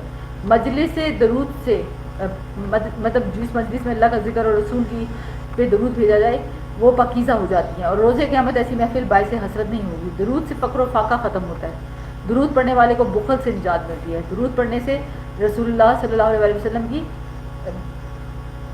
دعا سے یعنی بد دعا سے انسان محفوظ رہتا ہے۔ یہ ساری چیزیں جو ہیں اللہ تعالیٰ نے درود کے فائدوں میں ہمارے لیے رکھی ہیں۔ اور جتنا اللہ کے نبی، ایک دفعہ ایک شخص نے کہا یا رسول اللہ میں اتنی دعا کرتا ہوں یعنی کہ اور اتنا درود، تو آپ نے فرمایا کہ بہتر ہے کہ تم زیادہ کرو۔ تو اس نے کہا اچھا میں اگر آدھی دعا اور آدھا درود، تو کہا اس سے بھی زیادہ کر دو۔ پھر کرتے یعنی آخر پہ کہ تم سارا درود ہی پڑھ لو، یعنی دعائیں تو اللہ تعالیٰ خود ہی قبول کر دیں گے۔ تو یہ جو چیزیں ہیں ان کو اللہ کے نبی صلی اللہ علیہ وسلم کو درود بھیجنے کی تسبیح بھی اپنے اوپر خود لگا لیں کہ بھائی میں نے اتنی پڑھنی ہے، اس وقت پڑھنی ہے، جب میں یہ فلاں کام کر رہی ہوں تو اس وقت میرا دھیان پورا درود پہ ہو، تو اتنے ٹائم میں ایک تسبیح ہو جاتی ہے۔ تو بس اللہ کے نبی صلی اللہ علیہ وسلم پر درود بھیجنا اتنے سارے فائدے حاصل ہوتے ہیں۔ اور درود کے لیے یہ ضروری نہیں ہے کہ آپ کیا ہوں باوضو ہوں، یہ اس کے لیے شرط نہیں ہے، کیونکہ وضو کی شرط کس کے لیے ہے کہ نماز کے لیے اور طواف کے لیے۔ اور جو شخص درود اللہ کا نبی صلی اللہ علیہ وسلم کا ذکر آئے اور درود نہ بھیجے وہ اللہ کی رحمت سے محروم ہے۔ استغفر اللہ۔ یعنی آپ دیکھیے کہ یہ کس قدر ہم نقصان کرتے ہیں جب ہم اس طرح کی باتوں پہ دھیان نہیں لگاتے، جبکہ کتنا کلیئر اور واضح طور پر اللہ تعالیٰ نے چیزوں کو ایکسپلین کیا ہے۔ آیت 58 سے یہ پتہ چلتا ہے کہ کسی کو کوئی تکلیف دینا بھی کسی کے لیے بھی جائز نہیں، اور یہاں تو خاص طور پر اللہ کی بات ہو رہی ہے، یعنی رسول اللہ صلی اللہ علیہ وسلم کی بھی آئی ہے، پھر مومن مردوں اور عورتوں کی بھی، کسی بھی صاحب ایمان کو اپنے ہاتھ سے زبان سے تکلیف نہیں دینی۔ اور پھر جانوروں، پرندوں، باقی مخلوقات، آپ دیکھیں ایون ہڈی سے استنجا کرنے سے منع کیا گیا کیونکہ وہ جنوں کی خوراک ہے اور اس کو گندا نہیں کرنا چاہیے۔ یعنی مسلمانوں کو اس حد تک انسٹرکشن دی، حالانکہ جن نظر تو نہیں آتے، لیکن چونکہ ان کی ہڈی خوراک جو ہے وہ کیا ہے، گوبر ہے اور ہڈیاں ہیں، تو ہڈی کے اوپر کہا کہ استنجا نہ کرو، یعنی اور اسی طرح لوگوں کو اذیت نہ دیں۔ بعض اوقات آپ اہمی دوسروں پہ ہنس رہے ہوتے ہیں، حالانکہ آپ اپنی طرف سے ہنس رہے ہیں، لیکن ایون ماں ہنس رہی ہوتی ہے بچے کے اوپر، بچہ اریٹیٹ ہو رہا ہوتا ہے، تو اس کو پھر ہنسنا نہ کریں، یہ اذیت کا باعث ہے۔ تو ہر شخص کو اللہ تعالیٰ نے سینس دی ہے کہ وہ دوسروں کو اذیت نہ دے، لیکن اور اسپیشلی اس طرح کی ساری چیزوں سے اپنے آپ کو بچانا چاہیے۔ پھر اللہ تعالیٰ نے جو حکم دیے، یعنی حکم دیا تھا امہات المومنین کو، اور اس کے ساتھ ساتھ ازواج مطہرات کو بھی، کہ وہ ازواج مطہرات کے ساتھ ساتھ اللہ تعالیٰ نے یہ ایمان والی عورتوں کو بھی کہا یا نبی یہ ازواج کا، اے نبی کہہ دیجیے اپنی بیویوں سے، و بناتی کا اور اپنی بیٹیوں سے، و نساء المومنین، یعنی اپنی بیویوں اور بیٹیوں سے تو کہنا ہے، لیکن مومنوں کی عورتوں سے بھی کیا، یدنین علیہن، کہ وہ لٹکا لیں اپنے اوپر، من جلابیبہن، اپنی چادروں میں سے، ذالک ادنا، یہ قریب تر ہے، این یعرفنا، کہ وہ پہچان لی جائیں، فلا یؤذین، پھر نہ وہ تکلیف دی جائیں، وکان اللہ غفور الرحیم، اور یہ ہے اللہ بہت بخشنے والا نہایت رحم کرنے والا. ذالک ادنا یہ قریب تر ہے ان یورفنا کہ وہ پہچان لی جائیں فلا یؤذینا پھر وہ تکلیف نہ دی جائیں. یعنی ایک تو اس حجاب کا فائدہ یہ ہے کہ مسلمان کے طور پر عورت پہچانی جائے اور اس کو اذیت نہ ملے, اور یہ ایک ریالٹی ہے کہ پردہ عورت کے لیے ایک حفاظت ہے. یعنی اللہ تعالیٰ نے جو پردے کا حکم عورت کو دیا ہے یہ اس کی پروٹیکشن کے لیے دیا ہے, اس کے اپنے فائدے کے لیے دیا ہے. تو اس لیے پہلے یہ ہوتا تھا کہ یہ جو حکم تھا کہ چادر کو اوپر سے ڈالیں, یعنی جو سر پہ ڈالی ہوئی پوری لپیٹ کے, یعنی ایک لباس تو گھر کا لباس ہے لیکن اس کے اوپر ایک لباس, یعنی باہر ایسے نہیں جانا, اپنے ڈریس کی زینت کو شو نہیں کرنا, اپنے آپ کا اپنا فگر شو نہیں کرنا, بلکہ سمپل لائف اسٹائل, یعنی باہر جا کر یہ ساری چیزیں دکھانے کی بالکل ضرورت نہیں ہے. اس لیے باہر لوگوں کو دکھانے سے کیا کرنا ہے, اوائڈ کرنا ہے. اور پھر اوپر اس وقت چونکہ چادر تھی, سلائیاں اس طرح نہیں تھیں, تو اس وقت وہ چادر کا حکم تھا. لیکن آج کے دور میں اس کو جلباب کہا گیا ہے. اور جیسے ابایا, یعنی ہم لباس کے اوپر پورا کورڈ, ایک ڈارک کلر یا جس طرح بھی ہم اپنے آپ کو لپیٹتے ہیں, تو یہ خمار میں آتا ہے. اور یہ اللہ نے صاف طور پر, یعنی گھر میں خمار ہے لیکن باہر جلباب ہے. یعنی گھر میں خمار سے کیا مراد ہے کہ دوپٹہ جو ہے وہ انسان کے سینے پر بھی ہو, اور جلباب جو ہے وہ پورے کا پورا لباس جو ہے اس کو چھپا کر باہر نکلنا. رسول اللہ صلی اللہ علیہ وسلم کے ساتھ صحابیات حضرت امہات المومنین بھی فجر کی نماز بھی پڑھتی تھی, اور حضرت عائشہ کہتی ہیں کہ ہم اپنی اوڑھنیاں لپیٹ لیتے جب ہم نماز سے واپس ہو کر آتی تو اندھیرے کی وجہ سے کوئی ہمیں پہچان نہ پاتا. یعنی جب کوئی حکم نازل ہوتا تو اہل ایمان تو خوشی سے اس کو قبول کرتے, لیکن منافقین اس کے اندر کوئی نہ کوئی کھپ برداشت ضرور کرتے. غزوہ بنو قینقاع کی ایک وجہ بتائی گئی ہے کہ ان کے محلے میں ایک عورت شاپنگ کر رہی تھی تو اس کو تنگ کیا گیا, اور یہاں پر خاص طور پر بتایا جا رہا ہے کہ اگر تم بچنا چاہتی ہو ان ساری خرابیوں سے تو تم اپنے آپ کو پردے میں رکھو. اور آپ جتنی اللہ رسول کی بات ماننے میں جلدی کریں گے اتنی بڑی کامیابی. اور میں تو کئی دفعہ یہ بھی کہتی ہوں کہ جب عورت اپنے آپ کو اس طرح کور کرنا شروع کر دیتی ہے تو اس کو ہدایت کا راستہ بھی تبھی سمجھ آتا ہے, راستہ بھی اس پہ تبھی کھلتا ہے. کچھ کہتے ہیں نا پری ریکوزٹس ہوتے ہیں, اور پھر جیسے آپ کسی اسکول میں جاتے ہیں تو ایڈمیشن لینے کے لیے پہلے آپ کو ٹیسٹ دینا پڑتا ہے, پھر وہاں کا ڈسپلن فالو کرنا ہے, اس کے جو رولز ریگولیشنز ہیں وہ کرنے ہیں, ورنہ آپ اس یونیورسٹی یا کالج اسکول کے حصہ نہیں بن سکتے. بالکل اسی طرح اسلام میں آنے کے لیے بھی یہ کچھ چیزیں ہیں, یہ کچھ یونیفارم ہے جو آپ کو پہننا پڑے گا. اگر آپ یہ نہیں پہنتے تو آپ اسلام کے باقی کرائٹیریا, ظاہر ہے جو اسٹوڈنٹ یونیورسٹی میں یونیفارم میں نہ آئے یا اسکول میں کالج میں تو اس کو اسکول میں تو نہیں رکھا جاتا. تو یہ کچھ پری ریکوزٹس ہیں جو ہدایت کے راستے کی طرف جانے کے لیے ضروری ہیں, اور اس کے بعد اللہ تعالیٰ پھر شرح صدر بھی عطا کرتا ہے, اور پھر سارے حکم آسان ہوتے جاتے ہیں. اور یہ سب سے عورت کے لیے مجھے لگتا ہے سب سے بڑا حکم جو مشکل ہے نا وہ حجاب اور نقاب کا ہی ہے.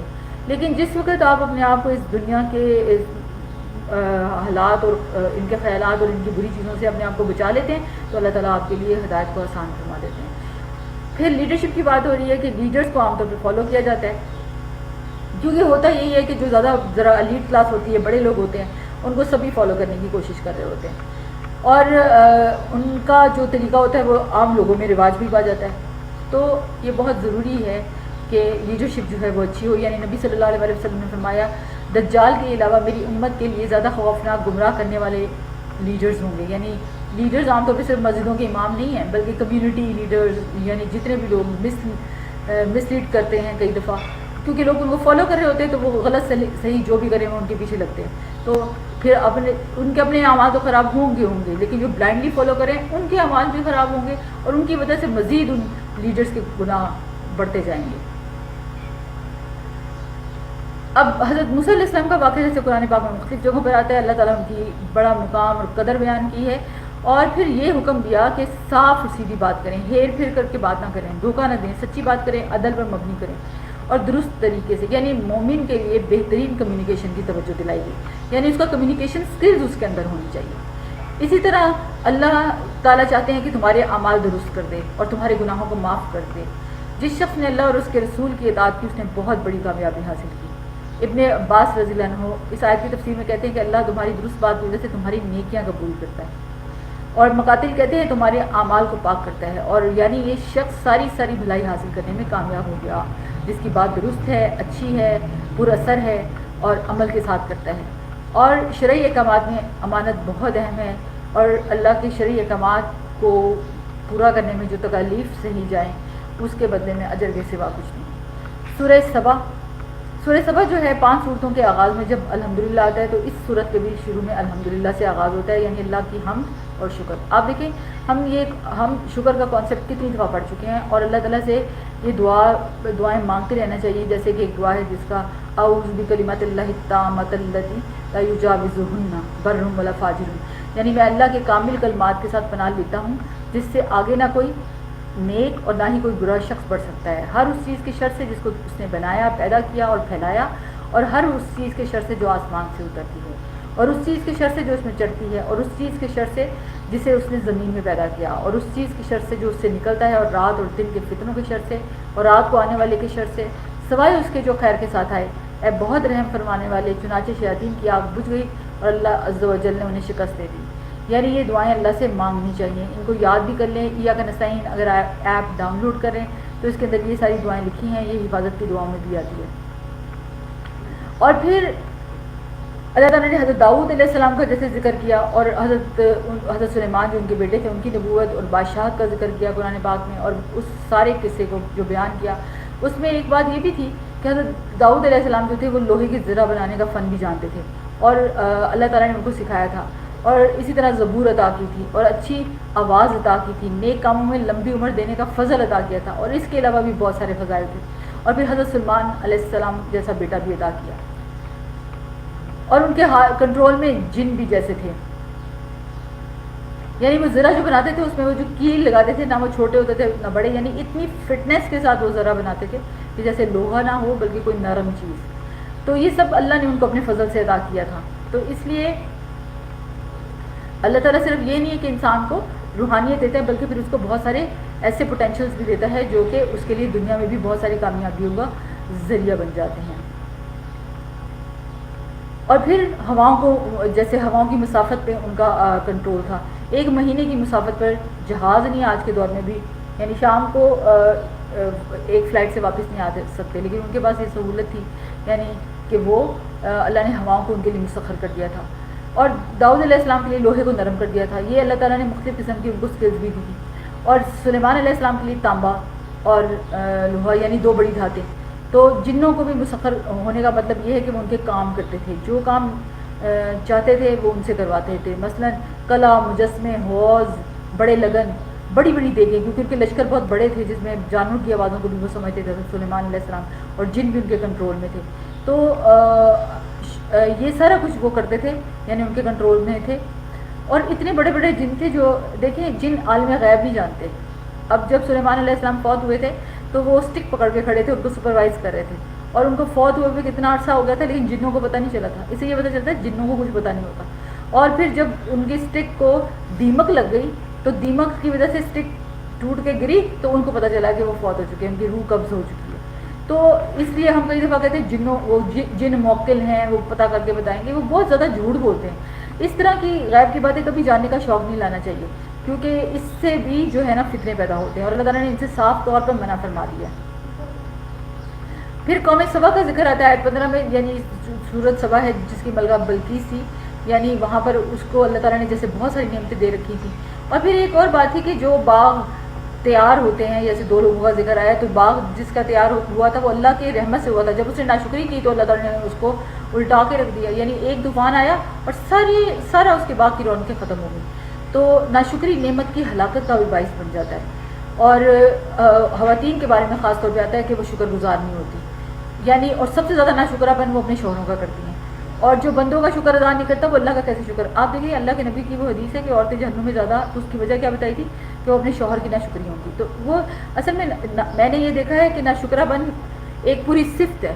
آپ یہ نہیں کہ شوہر کے ناشکرے ہیں، جو ناشکرا ہوتا ہے نا وہ اللہ کا بھی ناشکرا ہوتا ہے جو انسانوں کا ہوتا ہے، اور جو شکر گزار ہوتا ہے وہ انسانوں کا بھی شکر گزار ہوتا ہے. یعنی یہ چیز نہیں ہو سکتی کہ ایک طرف تو ہم بہت شکر گزار رویہ شو کریں اور دوسری طرف ہم بالکل نہ شکریں، کیونکہ یہ پوری ایک پرسنالٹی ڈیولپمنٹ کا کورس سمجھ لیں کہ شکر گزار پرسنالٹی اور نہ شکر گزار پرسنالٹی، ان دونوں میں زمین و آسمان کا فرق ہے. کیونکہ شکر گزار کو ہر چیز میں پازیٹیو چیز نظر آئے گی، اور پازیٹیو چیز نظر آنا بھی ایک اللہ کا شکر ہے کہ اس کی نگاہ جو ہے وہ دیکھتی وہ پرسپیکٹیوز ہیں.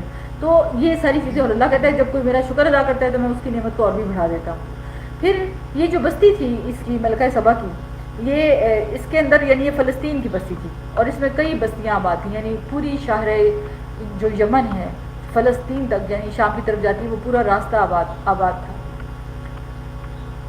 آیت 19 کے مطابق کہ جب نعمتیں بہت عام ہو جاتی ہیں تو ہم ٹیکن فار گرانٹیڈ لیتے ہیں. ہم یہ سمجھ لگ جاتے ہیں ہم تو اللہ کے بڑے محبوب ہیں, بڑے پسندیدہ ہیں, اور اسی لیے اللہ تعالیٰ نے ہمیں سب کچھ دے رکھا ہوا ہے اور ہمیں کوئی مشکل نہیں آتی. حالانکہ یہ کبھی بھی کامیابی کا کرائٹیریا نہیں ہے. اصل کرائٹیریا کیا ہے؟ تمہارے اندر تقویٰ کتنا ہے, تم شکر گزار کتنے ہو, تم کتنا اللہ کے احکامات کی اطاعت کرتے ہو, کتنا لوگوں کے اندر اللہ کا دیا ہوا خرچ کرتے ہو, کیا بیہیویئر اور ایٹیٹیوڈ اور کیا کمیونیکیشن اسکلز ہیں تمہاری لوگوں کے ساتھ, اخلاق کیا ہے, سلام کو کس طرح رواج دیتے ہو, سلام کرنا پسند بھی کرتے ہو کہ نہیں کرتے ہو, آنکھوں کے اشاروں کے ساتھ دوسروں کو ہرٹ تو نہیں کر رہے ہو.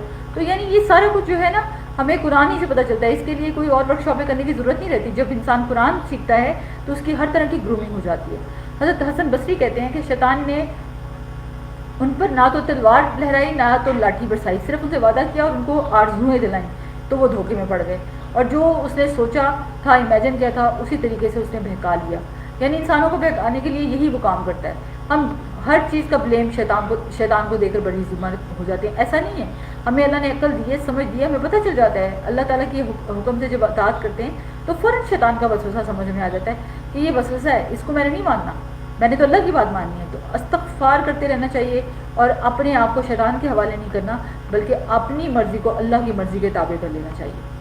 اور جتنا مطلب سلامتی کے راستے پر انسان اپنے آپ کو سبمٹ کرتا ہے اللہ کے سامنے, اتنا اللہ تعالیٰ اس کا کنٹرول شیطان سے ہٹا کر سارا کنٹرول اللہ کے پاس چلا جاتا ہے. تو پھر انسان اپنے آپ کو, وہ اسی لیے قرآن میں آتا ہے وابتغاء مرضات اللہ, یعنی وہ لوگ جو اپنے آپ کو اللہ کی رضا کی خاطر بھیج دیتے ہیں تو پھر ان کو اللہ کے ہاں درجات بھی اسی طرح ملتے ہیں. نبی صلی اللہ علیہ وسلم جب اللہ تعالیٰ سے قیامت کے دن سفارش کریں گے تو اس سے پہلے بھی اللہ تعالیٰ کو وہ سجدے میں پڑ جائیں گے, گر جائیں گے, پھر دیر تک سجدے میں رہیں گے, اللہ تعالیٰ کی ہم کے کلمات کہیں گے جو پہلے کبھی نہ کہے ہوں گے. پھر اللہ تعالیٰ فرمائیں گے اپنا سر اٹھاؤ, شفاعت کرو, آپ کی شفاعت قبول کی جائے گی, مانگو دیا جائے گا. آپ فرماتے ہیں کہ پھر میں اپنا سر اٹھاؤں گا اور اپنے رب کی ایسی حمد و ثنا کروں گا جو وہ مجھے سکھائے گا. پھر میں شفاعت کروں گا اور میرے لیے حد مقرر کر دی جائے گی اور میں اس کے مطابق جہنم سے لوگوں کو نکال کر جنت میں لے جاؤں گا. آپ دیکھیں یہ ہے اللہ کے نبی صلی اللہ علیہ وسلم کا مقام اور درجہ, اور وہ اللہ کے سامنے جھکے رہتے ہیں اور وہاں پہ بھی جھکے ہوں گے, وہاں پہ بھی اللہ کا ذکر کر رہے ہوں گے. حالانکہ اللہ تعالیٰ خود نبی صلی اللہ علیہ وسلم کا ذکر فرشتوں کی محفل میں کرتے ہیں, ان پہ درود بھیجتے ہیں. نبی صلی اللہ علیہ وسلم کی ایک خاص خصوصیت یہ بھی تھی کہ وہ تمام انبیاء کے مقابلے میں ہر قوم کے لیے بھیجے گئے, وہ پوری انسانیت کے لیے بھیجے گئے قیامت تک. اور لیکن انسان آج اگر پھر بھی ہدایت نہ پائے, اگر اس کو آج بھی یقین نہ آئے کہ اللہ کے رسول صلی اللہ علیہ وسلم آخری نبی ہیں, تو پھر یہ بڑی ہی کمکلی کی باتیں ہیں. کیونکہ انسان ایک بہت بڑی بھول میں پڑتا ہے. جب دنیا کی نعمتیں اسے زیادہ مل جاتی ہیں, مال زیادہ آ جاتا ہے, اولاد مل جاتی ہے قابل, اور اولاد بھی اچھی ہو, تو انسان کہتا ہے کہ اللہ تو مجھ سے بڑا ہی راضی ہے, اب میں جو چاہے کروں. پھر وہ اپنی خواہشات کے پیچھے چل پڑتا ہے. اس دھوکے میں انسان کبھی نہ رہے کہ اگر دنیا کا مال زیادہ ملنے لگے تو انسان بھول جائے کہ کہیں وہ اللہ کا پیارا ہے, اب اس سے پوچھ نہیں ہوگی. ایسا نہ سوچیں. یہ تو سب رب کے فیصلے ہیں, وہ جس کو چاہے مال دے, جس کو چاہے دولت دے, جس کو چاہے قابلیت دے. لیکن اصل چیز کیا ہے؟ ہدایت اور تقویٰ. اور ہدایت تقویٰ والوں کو ملے گی, اور تقویٰ جو اللہ سے یہ خوف رکھتا ہوگا کہ میرا رب مجھ سے ناراض نہ ہو جائے. یعنی تقویٰ جو ہے وہ اللہ کی محبت سے آتا ہے. اور اگر مال اور دولت زیادہ ہے, وافر ہے اور قابل ہے, تو یہ کوئی کرائٹیریا نہیں کہ ہم اللہ کے قریب ہیں. جو شخص ایمان لائے گا اور نیک عمل کرے گا اور پھر صدقہ جاریہ بھلائیوں کے کام کرتا رہے گا, پھر امید ہے کہ اللہ تعالیٰ اس سے راضی ہو کر اس کو سب کچھ آخرت کا بھی عطا کرے. دنیا میں جو کچھ بھی ہے اللہ کا دیا ہوا ہے, جو چاہیے وہ بھی اللہ ہی سے مانگنا ہے, صرف اللہ ہی سے دعائیں کرنی ہے, اور اللہ ہی نے قبولیت کے جو وعدے کیے ہیں وہ پورا کرے گا. لیکن ہمارا کام کیا ہونا چاہیے کہ ہم صرف اور صرف ایمان کے ساتھ عمل صالح کی کوشش کریں, اور مال کو اللہ کی راہ میں لگانے کے لیے نیت صرف یہ ہو کہ اللہ تیرے چہرے کو دیکھنے کے لیے. وما آتیتم من زکاۃ تریدون وجہ اللہ فاولئک هم المضعفون. رسول اللہ صلی اللہ علیہ وسلم نے فرمایا, بے شک اللہ تعالیٰ نے مجھ سے فرمایا خرچ کرو, تم پر خرچ کیا جائے گا. صدقہ دینے سے مال کم نہیں ہوتا. قیامت کے دن ہر انسان اپنے صدقے کے سائے میں ہوگا. جبکہ سورج بہت قریب ہوگا تو انسان کے اوپر جو چھت ہوگی یعنی امبریلا ہوگی وہ اس کے اپنے ہی صدقے کی ہوگی. لیکن فضول خرچی کرنے پر انسان کو اللہ کی طرف سے کچھ بھی بدلہ نہ ملے گا. اچھا, اب ایک ہوتا ہے ڈیپ تھنکنگ. یہ اصل میں ہوتی کب ہے؟ جب انسان اکیلا ہوتا ہے یا وہ دو لوگ ہوں. یعنی بہت بڑے کراؤڈز میں ڈیپ تھنکنگ نہیں ہو سکتی, اس لیے کم لوگوں میں بیٹھ کر کام کی بات کرنا اور جاننا اور سمجھنا جو ہے نا وہ زیادہ فائدے کی بات ہے. سورہ فاتر آیت 1 کے مطابق ہم نے تو فرشتوں کو نہیں دیکھا، لیکن اللہ سبحانہ و تعالیٰ نے ان کی ڈسکرپشنز بتائی ہیں، درجات بتائے۔ حضرت جبرائیل علیہ السلام کے 600 پر، رسول اللہ صلی اللہ علیہ وسلم نے فرمایا میں نے سدرۃ المنتہا کے پاس جبرائیل کو دیکھا، ان کے 600 پر تھے جن سے موتی اور یاقوت جھڑ رہے تھے، ان کے پروں میں طاقت بھی ہوتی ہے۔ پرندوں کے پر تو ہلکے ہوتے ہیں نا، فیدرز کی طرح، یعنی ہلکی چیز، لیکن فرشتوں کے پروں پر بڑے مضبوط ہوتے ہیں۔ زمزم کے کنویں کے بارے میں آتا ہے کہ فرشتے نے اپنی ایڑی یا اپنے پر سے زمین میں کھڑا کر دیا تھا جسے پانی ابل آیا۔ اس طرح قوم لوط کی بستی کو جبرائیل علیہ السلام نے پر کے ایک نکڑ سے اٹھا کر اوپر سے نیچے پھینک دیا تھا۔ استغفر اللہ۔ اس لیے کرنے کا کام کیا ہے؟ اللہ کی بڑائی کو مانیں اور یا حیو یا قیوم برحمتک استغیث، اللہ سے دعائیں مانگیں، اور اللہ تعالیٰ جو ہے اس سے کاروبار میں بھی برکت دے دیتے ہیں ان دعاؤں سے، اور اس کے علاوہ جو ہے شادیاں بھی ہو جاتی ہیں۔ یہ ذکر کرنا چاہیے اللہ کا، اللہ کی رحمت کے لیے، اور دعائیں کرنی چاہیے۔ اور دنیا چونکہ دھوکے کا سامان ہے، اصل حقیقت، اصل آنکھ تو اس آخرت کی دنیا میں کھلے گی۔ اس لیے اس دنیا کی زندگی کو سفر کے سوا کچھ نہ سمجھیں، کچھ لمحوں کا سفر ہے، گزر جائے گا، لیکن آخر کی زندگی جو ہے وہ ہمیشہ کی زندگی ہوگی۔ اور شیطان کی دشمنی اصل میں اس کو بھی سمجھنا چاہیے، کیونکہ انسان کی سوچ کو بگاڑنے والی سب سے جو بڑی دشمن قوت ہے وہ شیطان ہے، لیکن جب بندہ اللہ کی اطاعت کرتا ہے تو پھر وہ شیطان کی اطاعت اس سے نہیں ہوتی، یعنی اللہ تعالیٰ اس کو اپنا مطیع اور فرما بردار کر دیتا ہے۔ اور بعض اوقات انسان اپنی عزت بنانے کے لیے جھوٹے کام کرتا ہے، دھوکے دیتا ہے، منافقت کرتا ہے، یہ بھول جاتا ہے کہ عزت تو اللہ کے ہاتھ میں ہے، اللہ مالک ہے، اللہ ہی دے گا تو ملے گی۔ اس لیے اللہ کو راضی کرنے کی ضرورت ہے، عزت بھی اللہ ہی دیتا ہے، انسانوں کے ساتھ چلاکیاں چل کے عزتیں نہیں ملتی۔ پھر پاکیزہ کلمات کی کثرت کریں، جس میں سبحان اللہ، الحمدللہ، اللہ اکبر، یعنی یہ بہت کثرت سے پڑھا کریں۔ اللہ تعالیٰ نے جو مرد اور عورت کے جوڑے بنائے ہیں، یعنی اللہ تعالیٰ نے کپلز کی صورت میں، یعنی جنریشن کو آگے چلانے کے لیے یہ جوڑا بنایا، تو اسی طرح سے اللہ تعالیٰ نے پھر آیت 12 میں فرمایا کہ انسانوں کی جو 2 قسمیں ہیں، یعنی ایک وہ لوگ ہوتے ہیں یعنی عام طور پہ 2 طرح کے، فائدہ دونوں سے ہی پہنچتا ہے۔ بعض اوقات جو لوگ ہمیں تکلیف دیتے ہیں ان سے بھی ہمیں اصل میں فائدہ پہنچتا ہے، اور کچھ لوگ دیتے ہی فائدہ ہیں۔ تو جتنا اپنی کمپنی میں اللہ والوں کے ساتھ تعلق رکھیں گے اتنے فائدے ہیں۔ اور پھر اللہ تعالیٰ نے شرک کی تردید کے لیے دوبارہ جو آیات نازل کی، اور پھر یہ بتایا کہ قبر میں پڑے ہوئے مردوں سے کیا کہتے ہو، کیوں مانگتے ہو، کیونکہ وہ کہاں سنیں گے، وہ تو نہ چل سکتے ہیں، نہ وہ دیکھ سکتے ہیں، نہ اللہ نے ان کو کوئی خبر دی ہے، وہ تو خود برزخ میں ہیں۔ تو انسان کبھی قبروں والوں سے نہ مانگے اور نہ پتھروں سے مانگے۔ انسان اگر پڑھا لکھا ہو یا ان پڑھ، جاہل ہو یا عالم، غریب ہو یا فقیر، مرد ہو یا عورت، بوڑھا ہو یا جوان، سب اللہ کے محتاج ہیں، اور ہم سب محتاج تھے دنیا میں آتے وقت بھی اللہ کے۔ اللہ نے پیدا کیا، زندگی دی تو زندگی ملی، آج یہ روح ہمارے اندر ہے، ہم چلتے پھرتے ہیں، کھاتے پیتے، بولتے، سنتے، سمجھتے، اور جب یہ اللہ روح نکال لے گا تو ہم پھر اللہ کے محتاج، کیونکہ وہی جیسا چاہے گا معاملہ کرے گا، اور قیامت کے دن بھی اللہ ہی کے محتاج ہے۔ تو ہر حال میں اور ہر موقع پر اللہ کی محتاجی ہے، وہی پکار لگائے تو پار لگ سکتے ہیں۔ تو اس لیے اللہ کے سامنے عاجزی رہنا چاہیے۔ اللہ کو ہماری ضرورت نہیں ہے، ہمیں اللہ کی ضرورت ہے۔ ہر شخص کو قیامت کے دن اپنے گناہ خود اپنے اوپر لاتے ہوئے آئے گا۔ ایک حدیث میں آتا ہے کہ جو شخص دنیا میں اگر کوئی اونٹ چوری کرتا ہے نا، تو وہ قیامت کے دن اس کو اونٹ اپنے کندھوں پر اٹھانا پڑے گا۔ اس لیے دنیا میں کوئی بھی کام کرتے وقت سوچیں کہ اس کا کیا نتیجہ نکلے گا۔ اور اللہ تعالیٰ نے یہ ساری جو آیات ہیں اس میں واضح طور پر یہ ساری انسٹرکشنز دے دی کہ ہمیں اپنی زندگیوں کو ایسے گزارنا ہے کہ ہم ایک ایک لمحے کو غور کریں کہ اس سے اصل میں نتیجہ کیا نکلنے والا ہے۔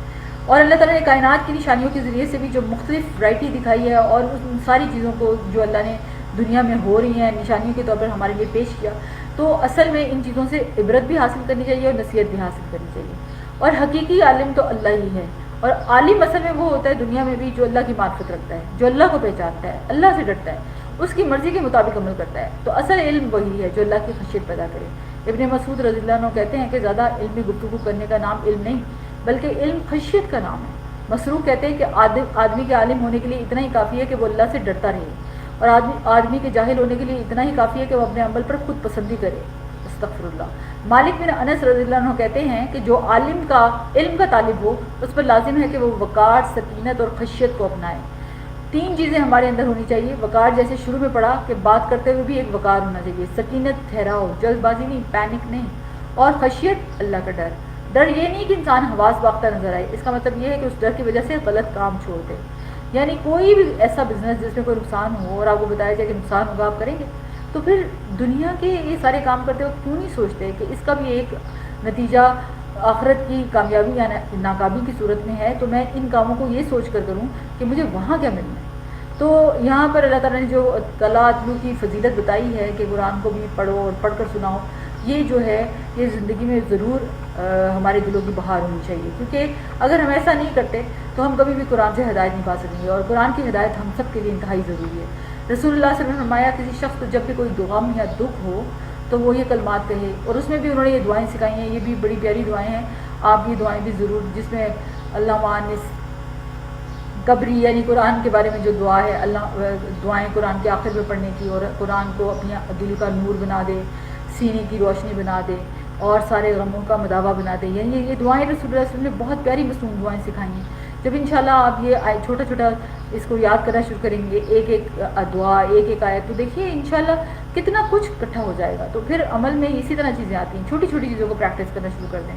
آج سے جوتا پہلے ہمیشہ دایاں پہنیں، اتارتے وقت ہمیشہ بایاں اتاریں، یہ سنت ہوگی۔ دوسرے کچھ دنوں کے بعد پھر ایک اور سنت ٹرائی کریں، باتھ روم میں ہمیشہ لیفٹ پاؤں اندر رکھنا ہے اور نکالتے وقت پہلے دایاں نکالنا ہے۔ تو چھوٹی چھوٹی چیزیں جب ریفلیکسز میں آتی ہیں تو بندہ مومن اور مسنون طریقوں پر نبی صلی اللہ علیہ وسلم کی محبت اصل میں یہی ہے کہ ہم چلتے پھرتے نبی صلی اللہ علیہ وسلم کے طرح کے کام کرتے نظر آئیں۔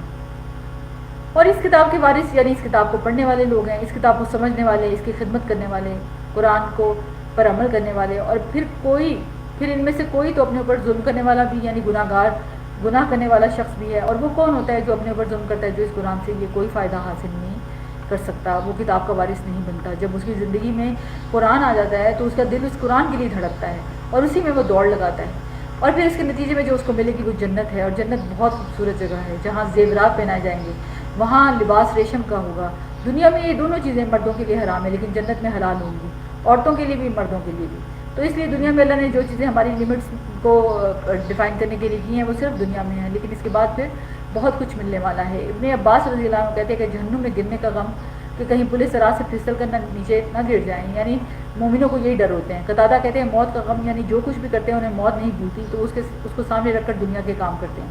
مقاتل کہتے ہیں وہ اس بات کا غم کرتے ہیں کہ انہیں یہ نہیں پتا تھا کہ اللہ ہمارے ساتھ کیا معاملہ کرے گا، کیا بنے گا ہماری نیکیاں قبول ہوں گی یا نہیں۔